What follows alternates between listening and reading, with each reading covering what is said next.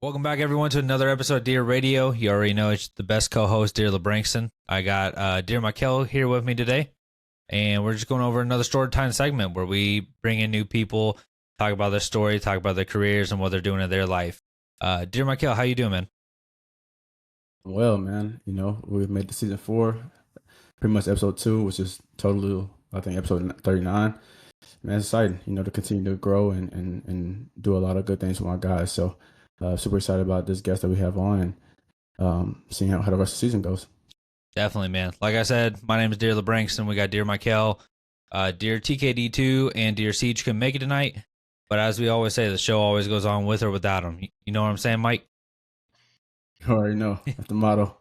But like I said earlier, story time is where we bring in guests to talk about their story. And tonight we have another spectacular guest with us. She's a very talented entrepreneur, owns her own eye care business, and has collaborated with many box office Avengers movie, and is innovating and shaping eyewear designs of the future. Get up for Giselle. Thank you. Thank you so much for having me here. Of course, welcome. Dear Michael has talked very highly of you over the past, I think, month or so. I know he's been talking about almost every day. Yeah, I got to get her on the show. I got to get her in. We got to pencil her in. So I'm glad we can finally have you on the show. I appreciate it. I've been very honored to have him as a patient and as a friend now. Yeah. Yeah, of course. And before we go any further into story time, like past episodes, we always base story time off of word of the week. This week's word is effort. So after the end of this interview and conversation, we'll wrap up story time with what effort means to us in our daily lives and how we can inspire other people to use the word effort. But like I always say, I always speak too much in the intro. So go ahead and tell us a little bit about you. Tell us where you're from and a little bit about what you do. Absolutely. So my nationality is Persian. However, I was raised in Germany, so I have a lot of influence with a European background, and then I was raised the rest of my life in Miami. So to say the least, worldly. I design Japanese-made eyewear. I also own an eye care boutique here in Roswell, Georgia. Yeah, I mean, it's amazing, overall story, being from all different places. I know everybody on the show is pretty much military brats, outside of LeBron, but he's been around, he's been traveling around the U.S. a lot. So just having the ability to see overseas, some of the guys on here, especially me, had the opportunity to move overseas and live overseas for a while, and just be able to experience different cultures. So it's just super exciting to just have people on that's experienced different cultures and has seen many things and obviously has in a way shaped who they are to kind of push them in the direction that they're at, and that leads us into where you are today. So I just kind of want to ask, obviously you and your husband has created two and built two big luxury boutiques from the ground up. Like, could you share with us the most memorable challenges you faced when launching your businesses, and how have you all overcome them so far? Absolutely. So the first one that we built, we were both 25 years old and we had just gotten married. I had just graduated school. And, as young and naive, you think to yourself, I graduated, I'm going to build something and I'm going to throw it out there and it's just going to succeed. Very quickly, you realize that that's not how things work. We had a lot of challenges that came upon, living far away from where we worked. But, we had the challenges of an economic crash in 2008. Right when we opened up, 2 months later, it crashed. We had certain break-ins. Within 1 month, we got broken into 3 times. Learning a lot. You learn a lot as you live. But life has a way of molding you and showing you either here's two directions. You can break or you can keep moving forward and just put your head down and keep working. And really, that's what we did. We opened the first one. We worked through the economic crash. We worked through all the challenges of learning how to run a medical practice as well as a sales boutique. And from that, so many opportunities opened up. I was able to get into the film industry with that practice. I was able to start my own career with my own Japanese-made eyewear, and my design career started from there as well. But many, many challenges. And, speaking of the word effort, I tell that to my daughter on a daily basis. Put effort into every single thing you do, whether it's cooking or whether it's working. So you talk about building up your brand basically let's take a step back a little bit. Were you always interested in like eyewear and stuff like that, like at the beginning of your life, or did you kind of like just eventually decide, hey, like this is where like 18, 19, whatever it is, like did you kind of Mhm. get into it then, or like just describe your process of how you got to where you are? Absolutely. So I actually started at a very young age. My father was military, and I was 9 when I moved to this country. And he told me very quickly, he said, find what you have passion for, and whatever you have passion for, turn that into your career. I've worn glasses for a very long time. I loved the medical industry, and I was very big into fashion as well. Even as a young child, I think Europe kind of builds that into you. So when I was sitting in one of the optometry practices, I realized that I absolutely disliked my frames that I was wearing. They were heavy, they were big, there were not many colors to pick. So I wanted to create something right there and then. And what I did was that I started drawing like chicken scratch on my paperwork. And that turned into thousands of times of drawing the same thing over and over again. And then from there, by the time I was 14 or 15, I knew I wanted to go either into optometry or into the optical field. And I realized that the fashion world was a little more interesting than the optometry part of it. And so I continued to keep designing, and in hopes that in a few years, if I had a few hundred, frames designed, then I could have either a large company take me on, or, God willing, I would be able to create my own under my own name. And that's basically where that started from.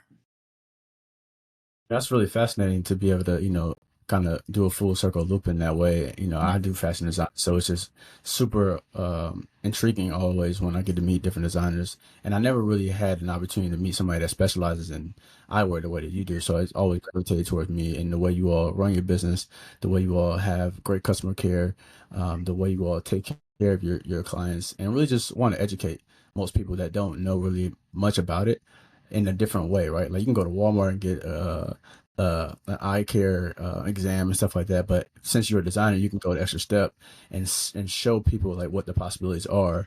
That looks this frame may look better on you. This color may look better on you. Let's pay attention to your actual eye care. Why you should think about doing it this direction, and why you think about doing this direction. It's more like a collaborative um, scenario that you have built together in your experience that you deliver in your store, and that's what gravitates me the most. And I just super enjoy that, and the fact that you actually have so much detail because you spent so much time perfecting the craft of it and still have the imagination to want to continue that. It's always brought joy to me, and that's why I always brag about that particular detail with you. So it's always fun. Do you think those imagination and intention to detail is kind of what sparked the interest to do collaboration with movies, or was that something you always dreamed of, or how did that collaboration come about? Is it just obviously you just doing what you've been doing and you know um amassing different clients in the fashion music industry, and then one thing popped, or was it like a strategic thing where like I've always had an interest, let's try to merge into this and see where it goes, or how did that kind of come about? I gotta say that I really appreciate the fact that you do notice the details. So, as a designer or as a entrepreneur, as anyone that has passion for something, you have a lot of naysayers. You have a lot of people that say, this isn't any different than anyone else's creating something, and you have to believe in yourself. And then I've been very fortunate to have someone like my husband that backs me up and says, you know what, you are different. The details that you notice that others don't care, there are going to be those who do care. And I think my patients have been so, to say the least, supportive of everything I do. They continuously have backed me up through it. When it comes to the film industry, I think you're 100% right. The details, because I was so particular and so OCD about what I do, I they reached out to us, which was, I believe in the thought process, right? The idea of if you believe in something, you speak it, it will come true. You just have to believe in it enough in your heart and think about it, put that out there. And that's exactly what we did. It was about 2 weeks prior to me getting into the film industry. I was driving down the highway with my husband to work, and I said, what I would love to do is create something for someone to wear and film. I would love to be able to get somewhere for this to be presented, and so a huge audience of looking at it and seeing what I have created. And as we're going back and forth, I said, you know what? I would love to get this in film. And he said, well, probably will. And no idea of how that could possibly come upon. That idea never left my head. It just kept spinning and spinning. So I continuously, as of that same day, continuously kept molding these few things that I was doing. I get a phone call, a random phone call after a 14-hour day saying, hey, can you come to Teen Wolf? We would like to interview you and see if you can put these contacts in these actors. And again, opportunity knocks. There was an option of saying, no, I'm sorry, I'm tired. I can come tomorrow, or no. Or I could have said, yes, I can, in 19 degrees weather after 14 hours of work. And that's what I did. My husband and I drove out there, put contacts in two actors that have never worn contacts before fitted, in 19 degrees weather. And we did a 17-hour shift on top of our 14 hours that night, met Wow. the producers of The Walking Dead. And from there, he saw how I put the contacts in. And I really appreciate the fact that he appreciated how quickly I was able to do it for a first timer. And that show from that one night turned into 9 months. And when I left that show, then I got onto The Walking Dead, and the cycle continued. And with The Walking Dead, anyone that has ever worked on that show can tell you it is the hardest show to work on, simply because of the environments and things like that. But the cast and crew made such an incredible, um, fingerprint on me that I was like, I wanted to continue to do it. So I ran my practice and did that for 7 months at a time for 4 years. And that led into Marvel accepting me as one of their contact lens people. So it just kind of avalanched into a huge thing. But again, opportunity knocks, you take it whether you're tired or not, depends on how much passion you have for what you do. No, that's amazing. And that story of you explaining, you kept mentioning your husband and how impactful he is. For the audience that's obviously pursuing their dreams in our new economy, that's wanting to be influencers or entrepreneurs or designers, can you kind of break that down? Obviously, you've had experience in trials and tribulations and success with having a successful marriage and just working through that. Like, what do you think is the importance of a great relationship when you're so entrepreneurial driven, and like how do you navigate that at an early age as you did, and how do you think you sustain that over time while you continue to have and find success in your career? Absolutely. I think I was fortunate in some areas, and then we were very unfortunate in other areas. He has taught me communication. It wasn't my basis. Our lives were so different. We were polar opposite human beings. Yeah. However, when we met, and we got married after 6 months of knowing each other and opened the practice at the same time. So it was a lot going on at the same time. But I think communication is the biggest thing between marriage, friendship, even with my employees. It is a constant communication, not only speaking to each other, but actually listening and hearing each other. It's as important as for me to hear him as it is for him to hear me. And same thing with my employees, same thing with my friends. I think communication is a big thing. Even when you're tired, still communicate, explain your vision to people. And that's one of the hardest things for me to do. I live in my head. I'm an introvert. So for me, it's a lot easier to deal with things in my own head as opposed to speaking. There was a lot that I had to overcome, a lot that I had to learn. Patience was one of the key things. And then just work through it, become a Yeah. chameleon.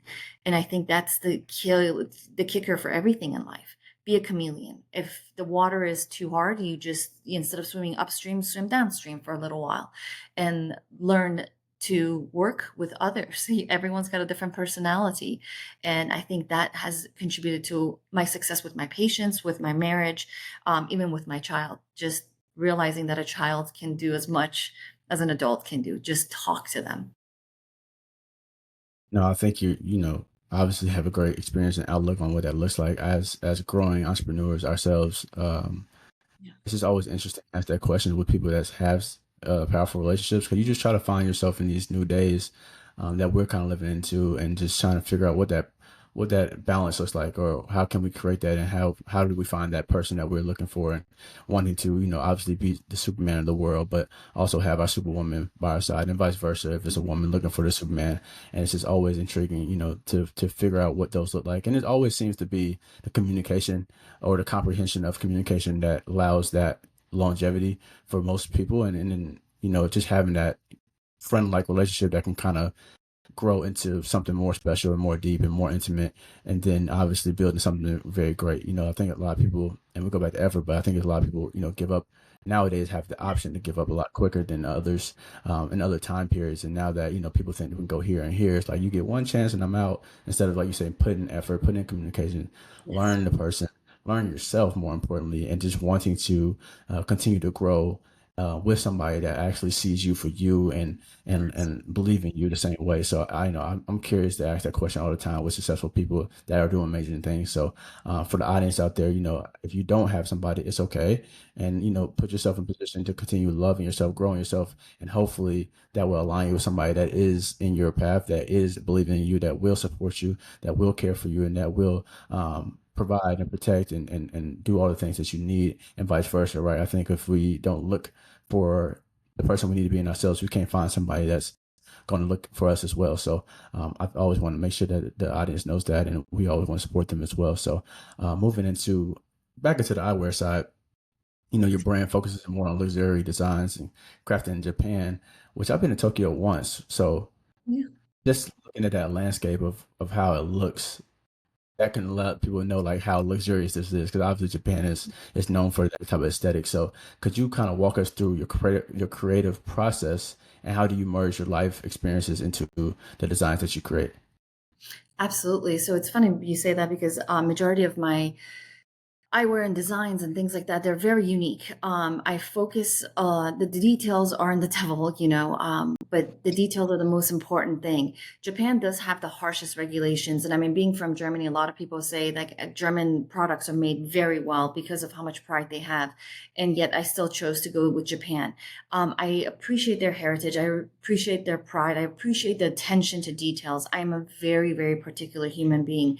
And I know that there are others in the world that see the things that I see. There are a majority that don't, and that's okay. However, the details were the most important thing. So, for example, my stepmom is Asian, and me being Middle Eastern, I don't have any bridge, and hers is super flat. So I realized when I was designing that, oh, okay, so I have to find one frame that can fit 5 different people, and it has to be unisex as well. So I took 5 different types of measurements. My husband has a very thick bridge. I don't have a bridge. She has a flat bridge. So I took all of those measurements together and created one measurement between all of it to make it work. When I first started, I literally was doing it by paper. I drew it on paper, then I cut the paper out, and then I would put it on people to see if it worked. Things of as small as that detail, all the way to the point of my husband writing a Japanese email, like writing the email in Japanese to the manufacturer to see if he would accept us, because they would not even look at us.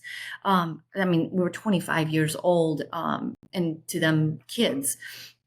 So little details like that made a huge difference. And once we were able to visit our manufacturing, I understood why it took 2 years to create one piece. Just imagine spending 6 months creating it by designing it, putting it into AutoCAD, and then another year and a half of them creating the prototype and making it.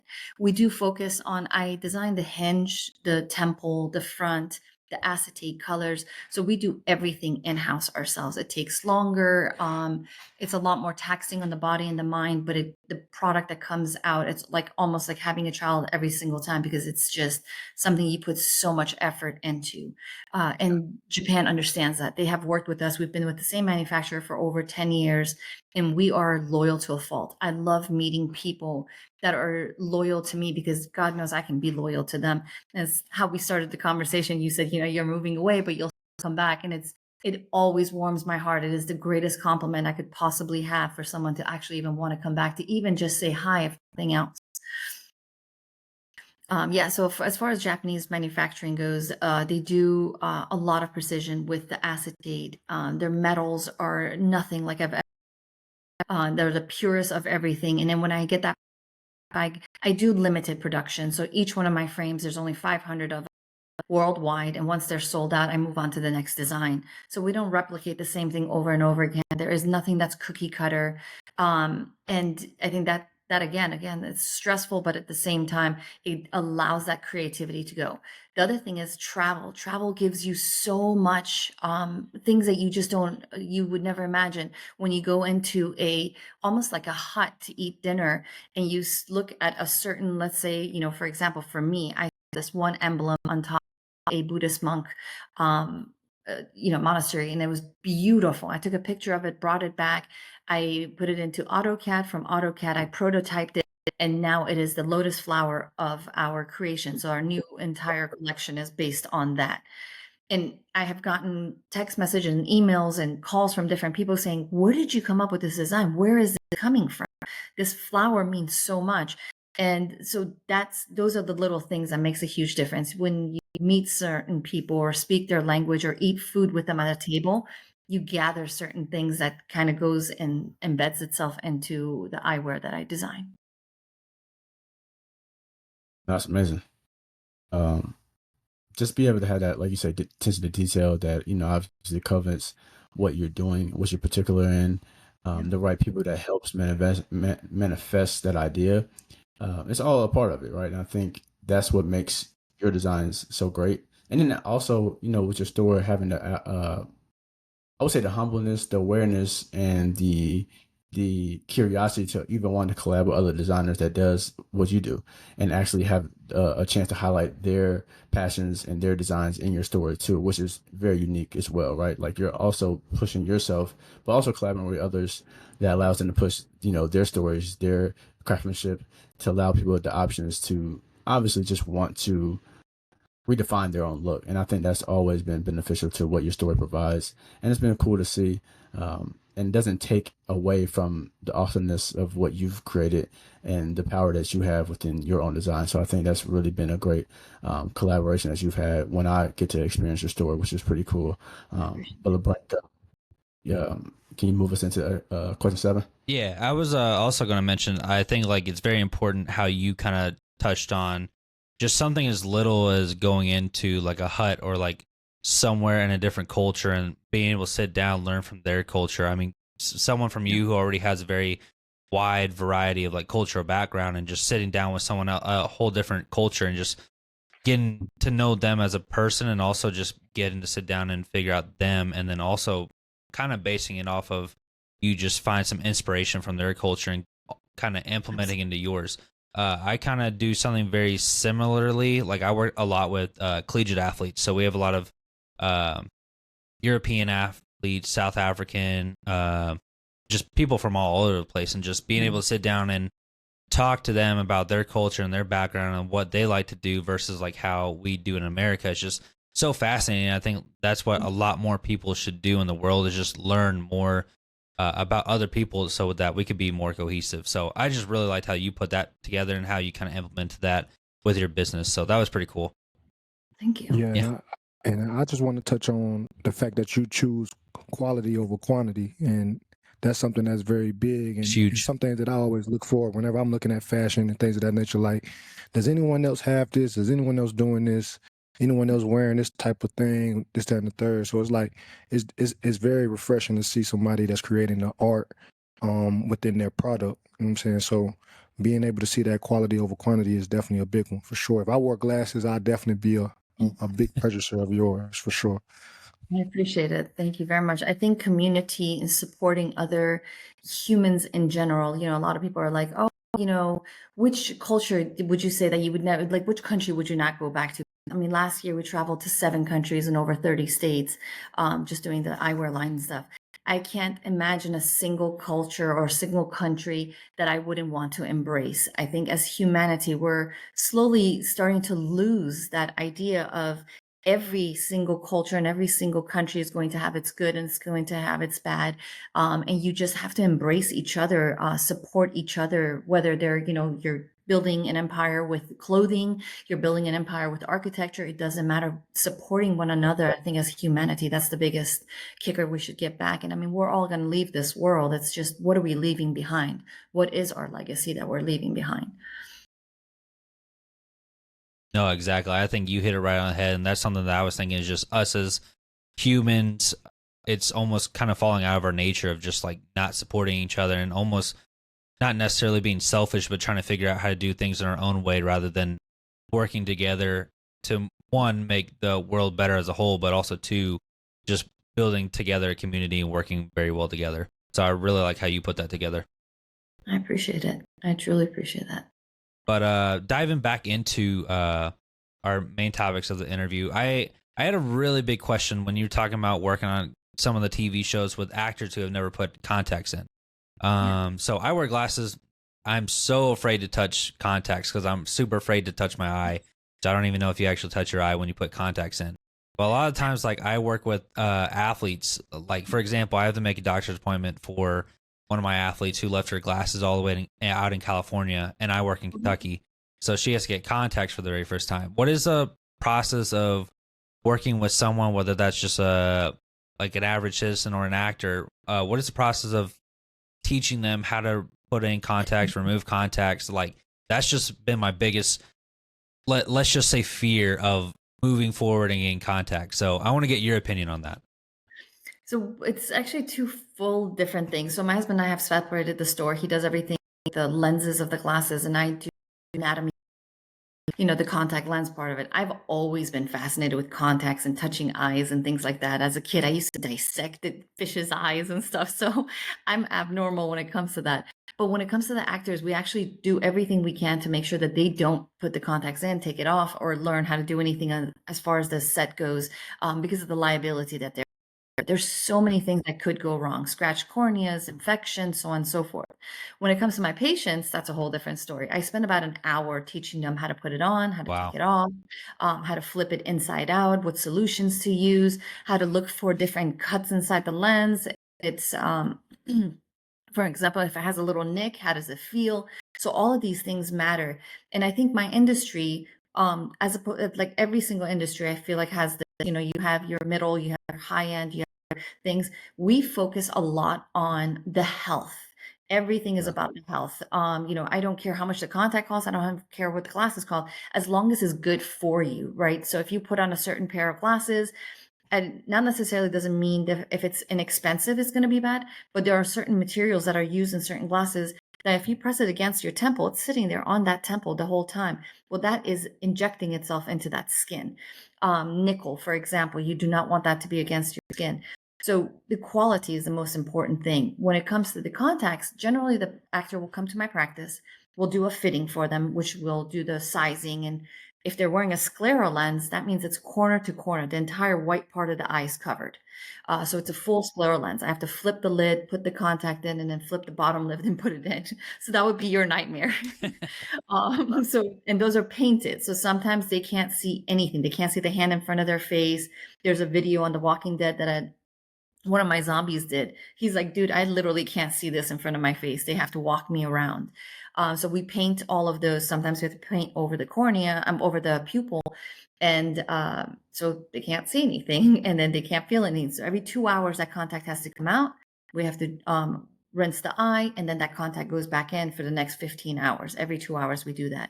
And we drop them throughout the day. So there's a lot. There's a lot when it comes to putting it in, taking it out, sanitizing it, and then taking care of it throughout the rest of the day. Yeah, that's my biggest nightmare right there. After that, I don't know if I can get contacts. Goodness gracious, all of that. Oh my God. I'm glad I got 2020, man. Goodness gracious. That's a lot. That's crazy. Along with it, with The Walking Dead, sometimes we had 70 or 80 zombies, and I put the contacts in myself. So that's 160 contacts put in 4 minutes.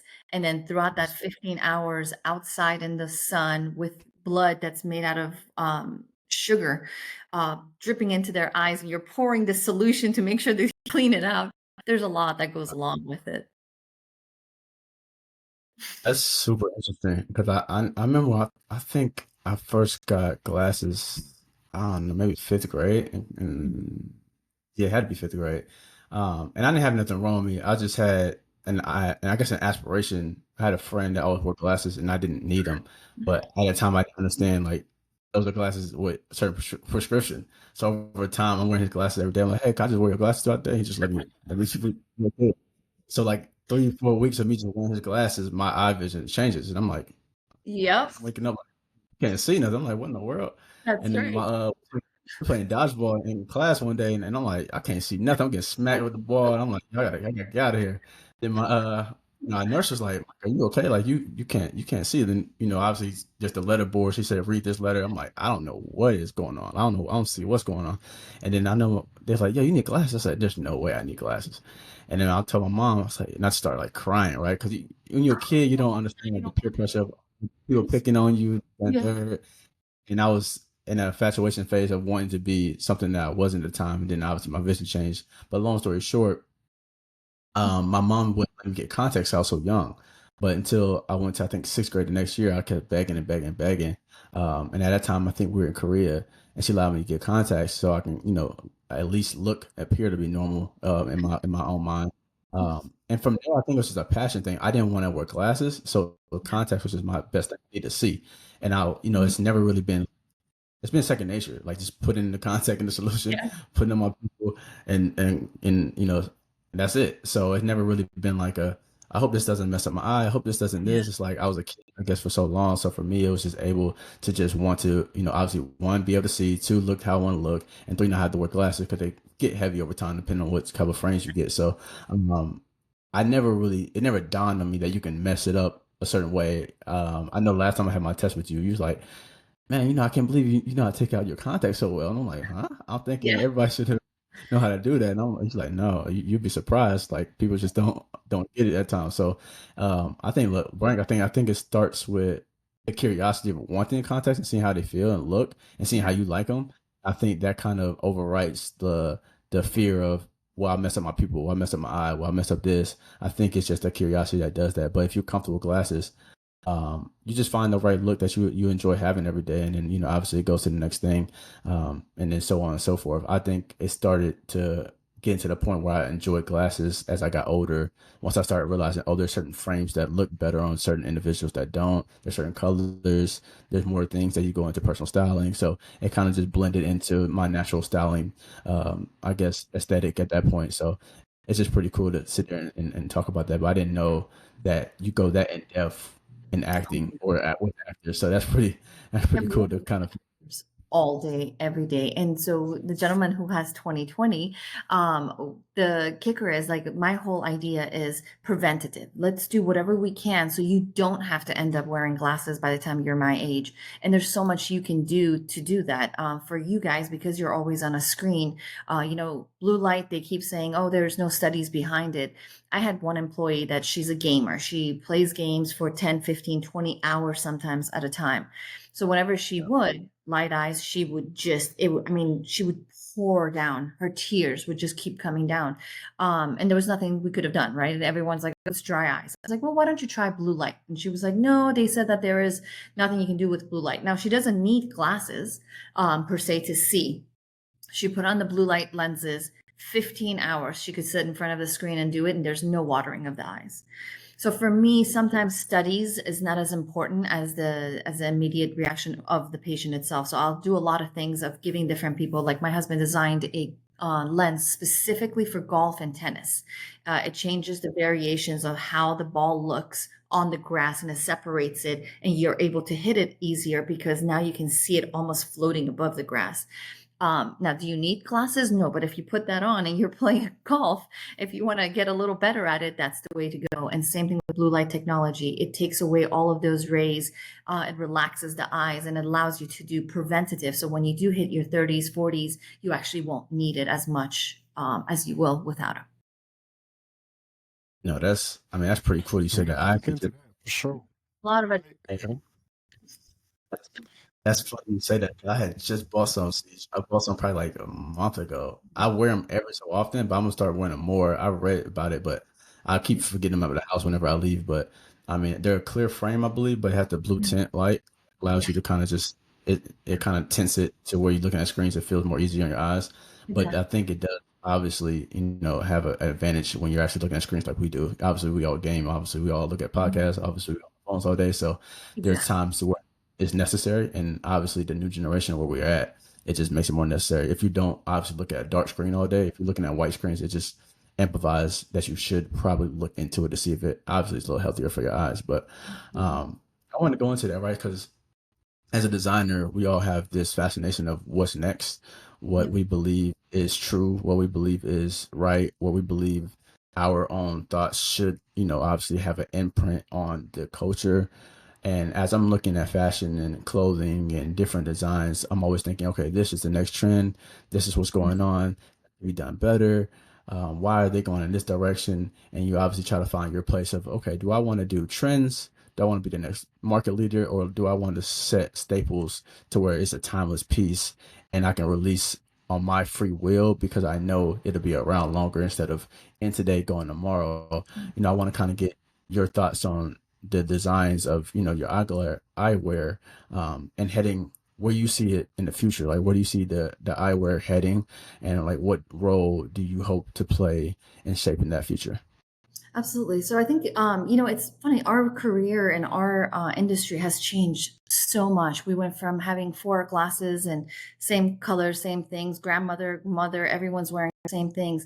And now Yeah. everyone's about technology and, let's do the Google frames and things of that sort. I think everyone's got their niche, and I definitely have mine. I like innovation. I like functional art. That's how I describe my glasses. They're functional because you need them in order to see, whether it's for blue light or whether it's for distance or up close or whatever it might need. But it also needs to be artistic. Why? It has to be a part of your character. There was a time, I remember when I was younger, I always wore suits, but his shoes were the most important thing. He's like, when a man wears the shoes, that's what, you notice. You notice them from their shoes. And so it's funny because that kind of translated in my head. And a few years ago, no one's going to notice your shoes before they notice your glasses. Whatever's on your face, that's the person's going to notice first, right? They'll notice your makeup, they'll hair, a lot of times patients will ask, well, I really like this frame. My question to them always is, do you want the frame to be noticed first, or do you want you to be noticed and that'll complement you, right? So when it comes to future, a lot of the things we've already enhanced and changed and moved forward with, one of them is technology based. I love the fact that I'm able to use different types of metals now, making it lighter, stronger, more durable, different types of acetate. I am constantly, I probably sleep about 3 to 4 hours a night. I have a little bit of insomnia, but I do majority of my research. I do a lot of research of different countries and where their innovation is going towards. And I think that's where our eyewear is going. Everyone's going towards less expensive and mass produced. And it is the way to get there fast. We had the option of being with a couple of private equities. They would take my eyewear and they would put it in thousands of stores. And I politely declined. And that was so mind blowing to them. They just didn't, you're not looking at the numbers. And I was like, I promise you, uh, I'm looking at what I want. I want this to be longevity. I want a pair of frame that the patient still has 17 years later. And they're like, dude, look at this. And the response that I got was, well, you realize they're just going to keep that frame and you're not going to make money. They're not going to keep purchasing. It's the wrong mentality. My mentality is the opposite. It is a fashion piece. It is when you spend money on something you love, you take care of it, right?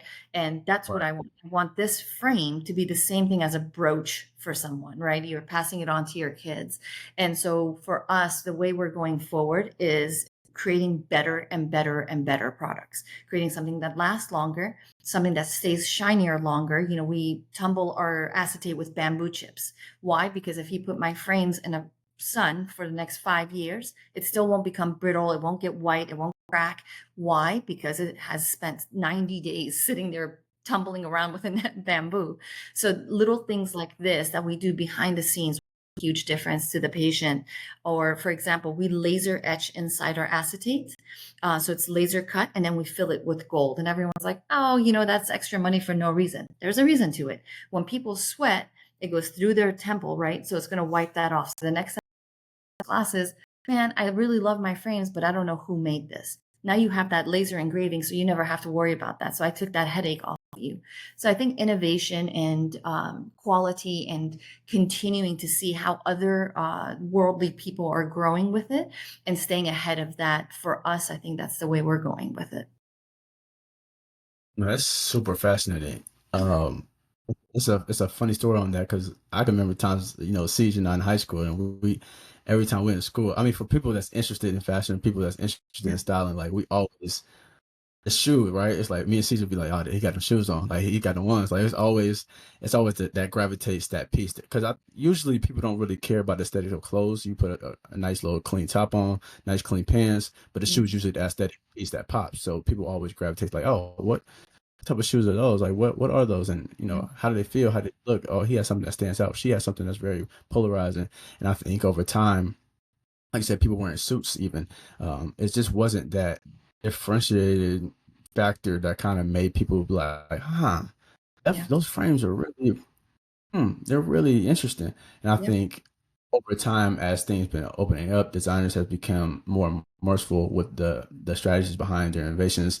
And then I think that's the kind of feeling I get when I am in your store, right? It's more so like this piece can speak to anybody and myself as if I have the best shoe in the world. It's like this should be what you look at first for those that don't wear glasses or for those that do wear glasses or just people wearing contacts, but depending on the colors and whatever you have in your eyes, but just having this certain particular framing, the style, the tint on the lenses, certain things that can pop your outfit. I think you all do a really, really, fascinating job on that. And I think that is the polarizing benefit to what you're all being able to produce. And going into the design aspect of it, it's like the money and statistics has really blended and pressed play on a lot of manufacturing when it comes to just design in general, right? I think the statistics is blurring the lines of art and it's kind of taking art out of a lot of things because the numbers when you meet product with success, with corporate, with a lot of figureheads that just want demanding money because they have no say in creative control. They have no idea what you're actually producing. They just look at how many you're producing, how many you're selling, what's the gross margin, and what are we netting. And I think overall, it's like they don't care what it makes people feel like, right? They just want to know like what their pocket's getting lined up with, and it's just a disconnection within that. And the fact that you're having the stamp of approval saying, no, I believe in my product more than anybody else. I believe in the work I put in. I believe in the research. I believe in the studies. I believe in the framing. I know this will last for as long as it can. And I know it's going to be here, past the decades of time because I'm putting this much work in. For me to mass produce this would be a disservice to myself. And it's just having the sense of approval that you have. And it's super fascinating to know that there's designers out there, whether it's in eyeglassware or anything else that just wants that individuality that you've created. And I think it's super important to have. And I think that's what allows you to stand out so much. And I'm super appreciate the fact that you are paying that much detail to what you want and believe in. So I just want to applaud you for that. I appreciate that. I really do. I really, really do. It's funny because a lot of people ask me why I don't have logos on my glasses on there. Why don't you put your name on it? Why don't you put it in? I've explained several times that I would like for this patient to wear this, not because my name's on there. I don't want you to wear for that. I want you to wear it because you love this frame so much. You love the color. You aesthetics. You love every time you put it on, you're like, wow, this is comfortable, right? That speaks for itself. And then when somebody sees it, and if it's unique enough, and I have done a good enough job of designing something that's so unique and is functional, but it is artistic, then that will speak for itself. And they will come up to someone and say, wow, I love your glasses. Who is that? That's the question that I want. Not for them to look over and be like, oh, I know who that is, right? So I think the curiosity is also another part that for me, it always drives me into it.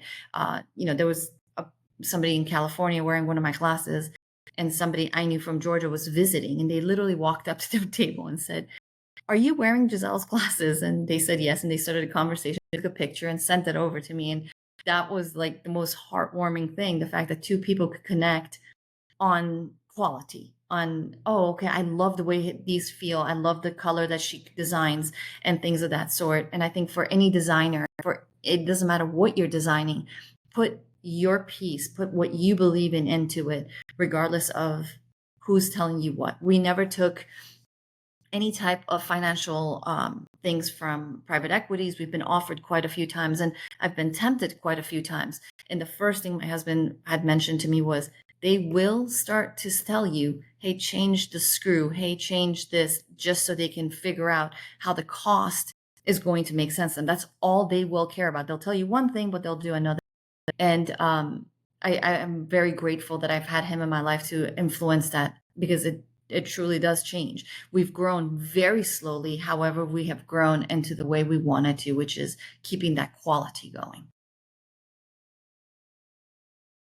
If that makes sense. Yes, I like that so much with the quality standpoint. I'm going to just give an example of what I've seen from corporations. I will put. Oh dang, he must have logged out or something. But I'm gonna bring up my old friend, me and Langston's old friend McDonald's, man, into the picture. They're a big corporation, they're everywhere. And over the time, it's like when you're a kid and you taste McDonald's, you're like, oh man, this tastes so good.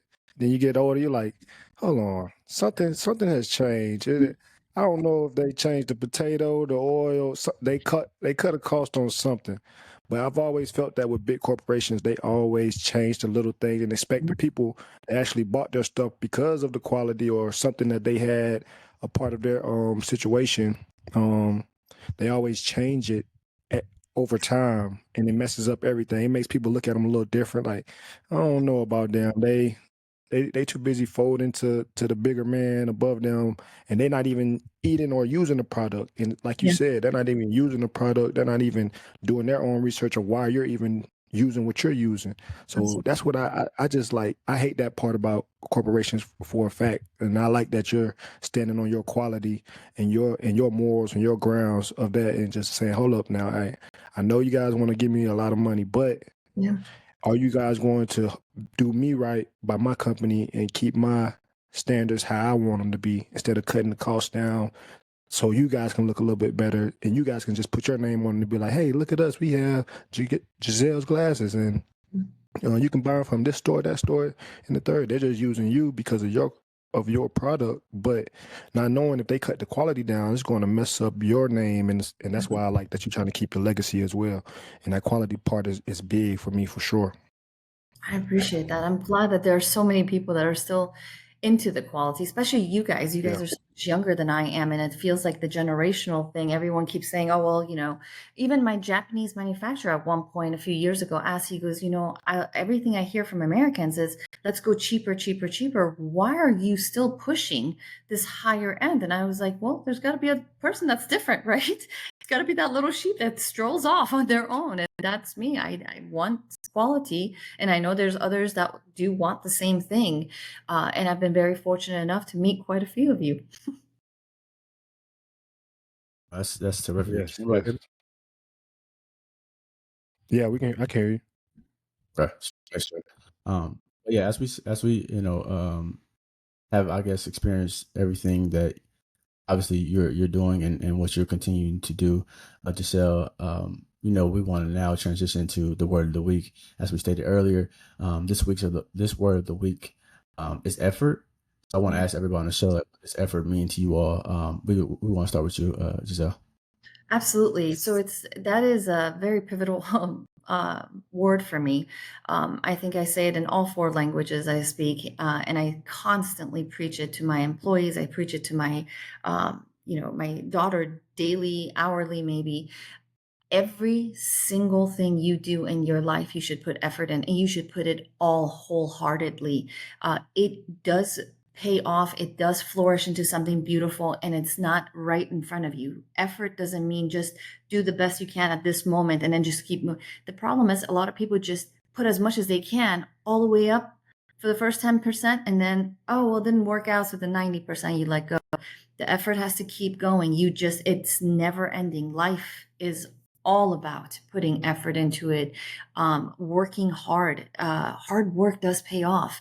And karma, to me, the biggest thing, I mean, you'll see karma written on my shirts, you'll see karma written on the cases that I have, and it's not due to others so you can get something prosperous back. It's just due to others as you like done to yourself. And I live by that to a whole different level.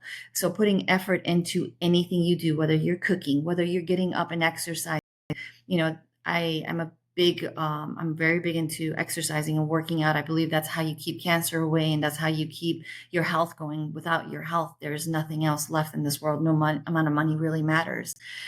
So putting effort into everything you do, whether it's a conversation you have, whether it's, and it kind of translates into respect for me. When you put effort into something, you're respecting other people's time, money, situations. You don't know how hard someone has worked in order to get to wherever they have gotten to, in order to get to you. So put effort into each exam, each product you create, and into even conversations. To me, that is the most beautiful word you could have possibly picked, and that's really what it means to me. It's never ending. It's all day, whether you're tired, whether you're sad. Just keep putting the effort in, and it will flourish into something beautiful.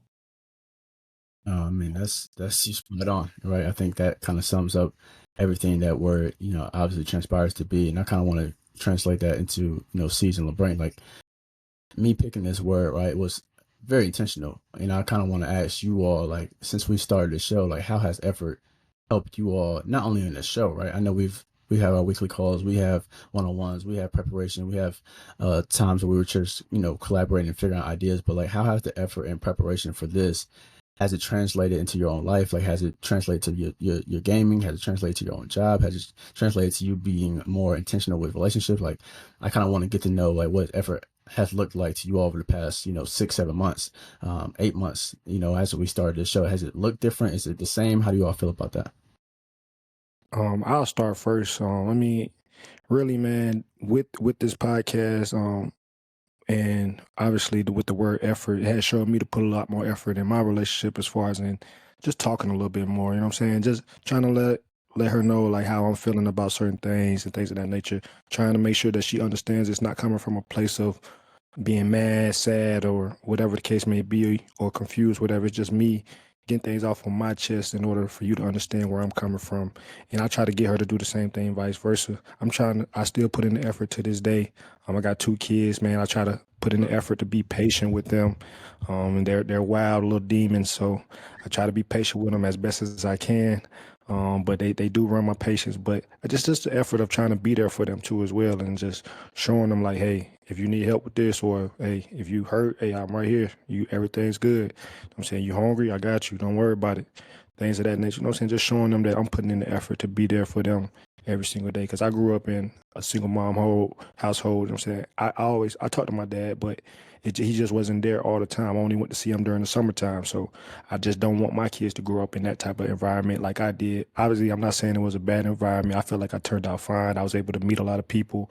I'm able to hold myself accountable for things, and I'm able to do things as a man that some things just wasn't taught to me. I'll be 100% honest, but I just want to be able to show my kids the things that my dad wasn't able to show me, and show them another way of living that my mom didn't show me. And obviously, it's nothing against her, but at the same time, I definitely want to show them the effort that I want to put in, for sure. Yeah, and then adding on to everything that you all said, it's funny that you picked this word, Michael, because first and foremost, I think effort. I put effort and happiness or joy together, because for me, like, when you put a whole lot of effort into things, for me, sometimes I have to remember why I want to do it, and what makes everything happy and joyful about, like, what I'm doing. So that way I kind of put more effort into it. Like I said, it's funny you said that, because we just started our preseason for my women's soccer team. Shout out to my Kentucky women's soccer team. I know you guys listen to this. But I told them very first day, like, hey, like, I love my job. I love what I do. I put a lot of effort into everything that I do to help make you guys stay healthy and help prepare you to translate everything that you guys can do on and off the field. I said, there's going to be long days where you guys don't want to show up, but I guarantee you that I won't leave until all you guys will come see me, or if you need anything, like, I'm not going to leave. So, like, today was a prime example. Got there at 6 a.m., didn't even get home till 7 p.m. because I wanted to make sure everything was taken care of. And then, like you said, effort, man. Like, I drove home 7:30. Didn't want to do this show, but I was like, man, I love having fun with dear Michael, dear Siege. Love how this brand is going. Love how the show is going. And then as soon as that camera turns on, just got to change my effort or change my attitude. Go all in, go full effort. I mean, I really enjoyed this interview. I had a lot of fun just learning about your world and figuring out more on like what you do. And I mean, maybe one day I'll even get Yes. contacts. We'll see. But that's what all I have to say for the word effort. Just find some joy and happiness in what you do, and that kind of helps almost like motivate to increase your effort in everything that you do. Absolutely. Yeah, I agree. And I think, for me, kind of add on is, like I said, it's just very intentional for me to, choose this word. Because, I mean, for selfish reasons, I wanted to see where we could go, right? I know we've all had our iterations of, trying this entrepreneurial field, this business, and failing. It's just a learning curve of that, right? But I was intentional, like, okay, if I can put a team together and I can really grow with certain individuals that believe in me and I believe in them, and we actually go through this, like, what can we be in a year from now, 10 years from now? Like, what does that look like? And you just kind of go through this journey. You go through this process of just every day going through emotions, figuring out other people's emotions. Life just hitting you across the face. You don't really know what's going on at times. And it's just like, the more you do, the more you become, right? People are like, oh, I dream to be this. We always dream to have a podcast. Well, guess what? We're 39 episodes in. What are we? We're really a podcast show now, right? And it's just now we put in effort, and it just translates to how we become better people in general. It's like, and then for me, I have become more of over communicating, right? I think Steve brought it up, to our point of last episode. It's like Mike has been on us, and it's just been, if we want to succeed, how can I become a better leader? And I have to over communicate. I have to make sure I'm intentional. I have to put in this effort so you all can at least feel like I care about it, right? So you all can care about it, and then we can continue to grow as one. And I think that translates me learning the feedback from what you all give me and putting that into, okay, if I want to start this relationship with this person, this is what the communication looks like for the team. If I want to add somebody else in, I think I have to do it like this too, or I need to learn like this. And it's made me a better son. I feel like I've communicated with my parents a lot better, building a better relationship with them, my brother, and just in business in general. I think it just allows us to put in that work. And if you do that every day, you are already that, right? You put your 10,000 hours in, as they say, on day one of just seeing where it goes. And I think it's just the continuation of that. You look up you're a year in, you're like, man, I didn't put all this time in.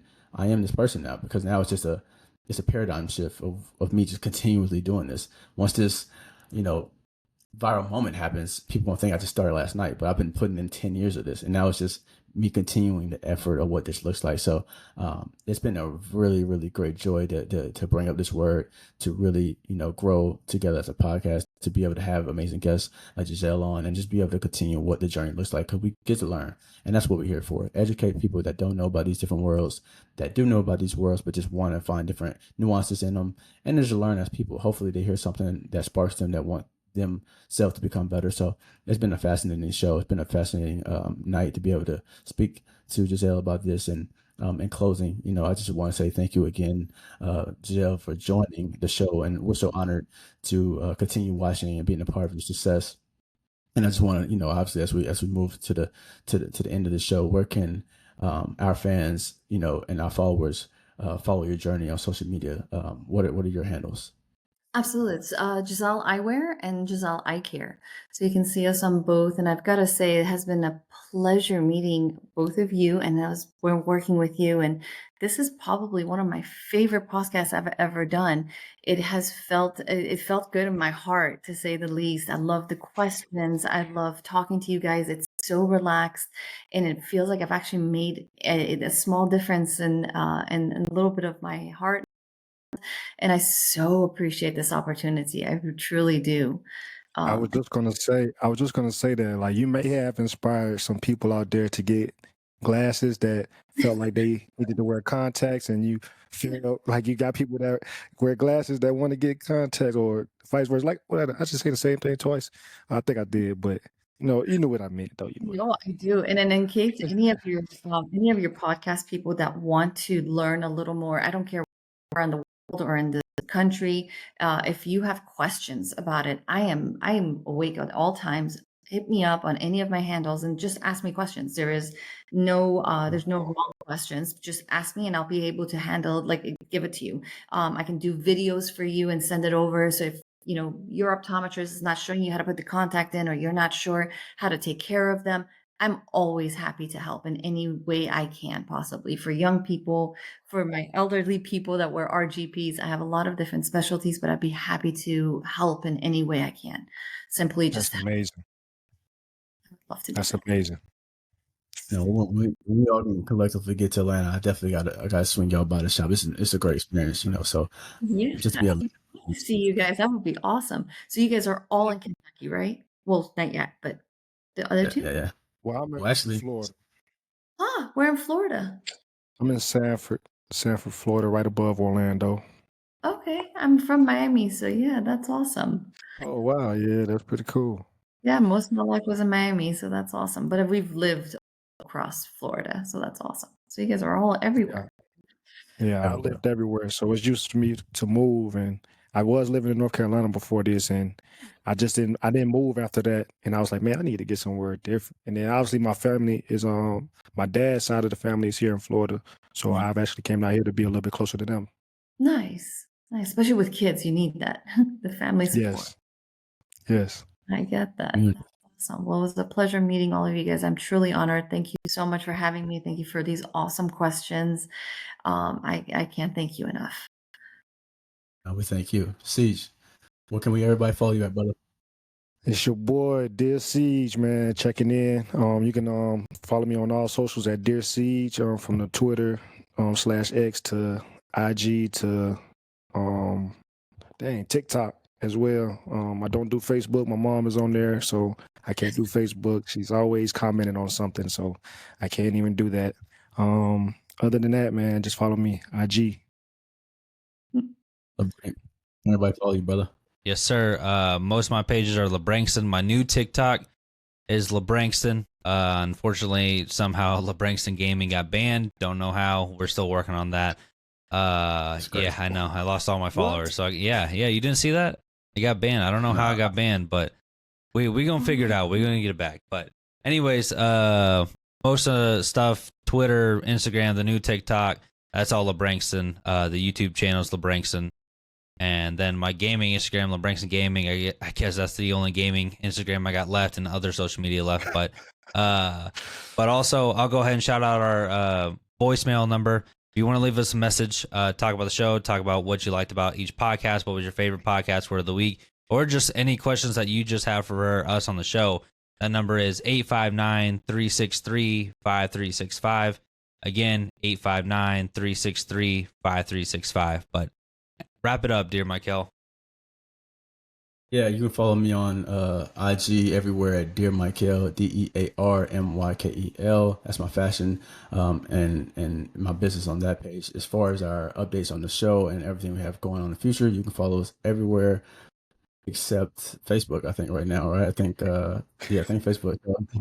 I gotta stop. Delete Facebook out of Yeah, can't have Siege's mom commenting on it.